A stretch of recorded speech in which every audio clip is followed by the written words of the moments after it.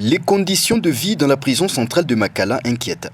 Le principal pénitencier de Kinshasa, la capitale congolaise, compte actuellement environ 15 000 détenus alors qu'il ne peut accueillir que 1500 personnes.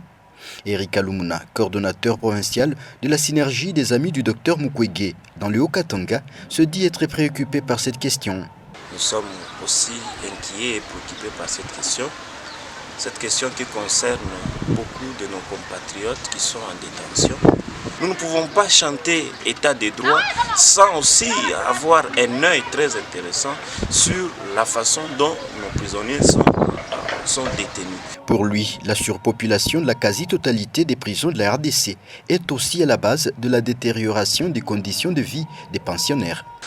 Les surpeuplements de nos prisons. Une prison qui a été conçue avec une capacité de 1500 personnes, de détention de 1500 personnes ou alors de 80 personnes, mais qui, on va aller jusqu'à multiplier ce nombre par 10. Ça signifie que pour un lit, on va avoir 10 prisonniers ou même 8 prisonniers. Ça, ce n'est pas normal. Quand quelqu'un est en prison, ce n'est pas la fin du monde. Il mérite aussi notre égard. Il doit bien manger, il doit être pris en charge sur le plan sanitaire, il doit aussi être bien considéré et on doit lui rendre des visites. Erika Lumuna exhorte aux autorités congolaises de se préoccuper des conditions carcérales des prisonniers. Ainsi, nous demandons à nos autorités, ceux qui dirigent les pays pour le moment, de se préoccuper aussi des conditions carcérales. Je parle ici au ministre de la Justice.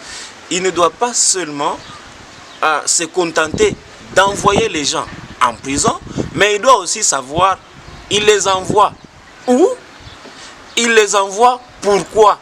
C'est-à-dire, il les envoie dans une bonne place, mais aussi il les envoie pour une rééducation. C'est un centre de rééducation. Les récentes vidéos révélatrices du journaliste congolais Stanis Boujakera, qui a séjourné pendant des mois à la prison de Makala et diffusées dans différents médias, dépeignent l'enfer dans lequel la population de cet univers carcéral est plongée. Les prisonniers doivent s'entasser les uns sur les autres. Aussi, des organisations qualifient-elles cette prison de mouroir. La vie à Makala est jugée inhumaine par ces journalistes. Le ministre congolais de la Justice, Constant Mutamba, parle des images anachroniques, rejetant les allégations sur les mauvaises conditions de vie à Makala. Constant Mutamba parle des initiatives en cours pour tenter de désengorger les prisons congolaises, dont la libération des prisonniers au cas par cas.